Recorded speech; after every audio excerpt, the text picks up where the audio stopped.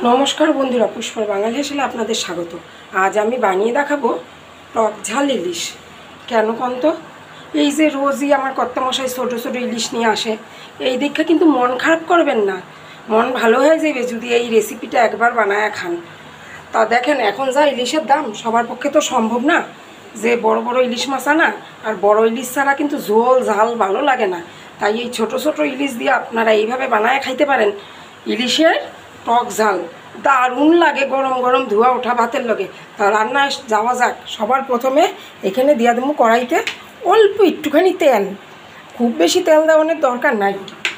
আর দিয়া দেবো কালা জিরা আর একটা বড় সাইজের ভোটকা পেঁয়াজ। এইটা দিয়া না তেলের লগে ভালো করে ভাইজা লইবেন। দেখেন পেঁয়াজটা যখন হালকা হালকা ভাজা হইব, সেই সময় একটা মশলা করে রাখছি আমি কিন্তু পাটায় বাটি নাই, মিক্সিতেই বাইটটা সারছি। এর মধ্যে রয়েছে জিরা, শুকনো লঙ্কা আর একটার অর্ধেক টমেটো। জিরা, লঙ্কা, হলুদ, টমেটো দিয়ে আমি মিক্সিতেই ঘুরাই লইছি ভঁ ভঁ কইরা।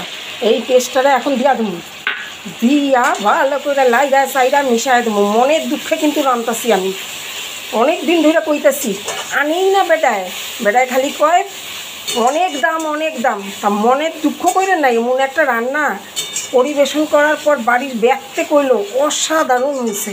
তা আমি ভাবলাম ভালোই হইলো, আমার বড় আবার ওপরের দিন ছোটো ইলিশ লই আসুক, তাই আমি তবু তো ইলিশ ছোটো হোক আর বড়ো হোক যাই হোক বলেন।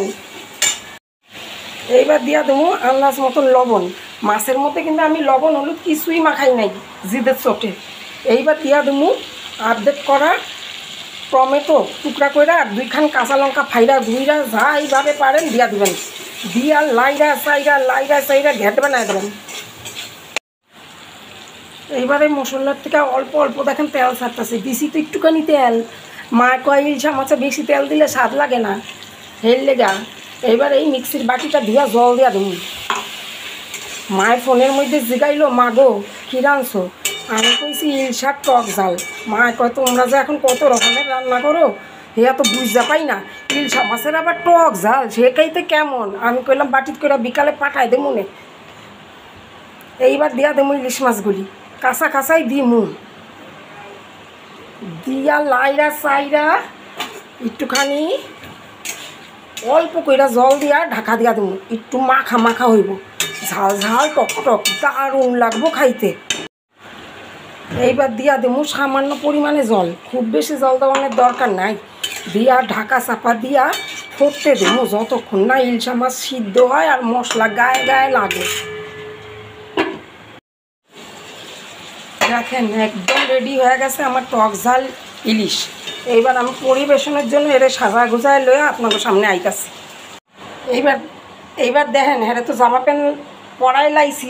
এইবার কাঁচা লঙ্কা দিয়া দেবো লিপস্টিক, আর দিয়া দেবো উপর থেকে একটুখানি সেন্ট কাঁচা সর্ষার তেল দিয়া গরম গরম ভাতের লগে এর খাইয়া দেখেন কেমন লাগে।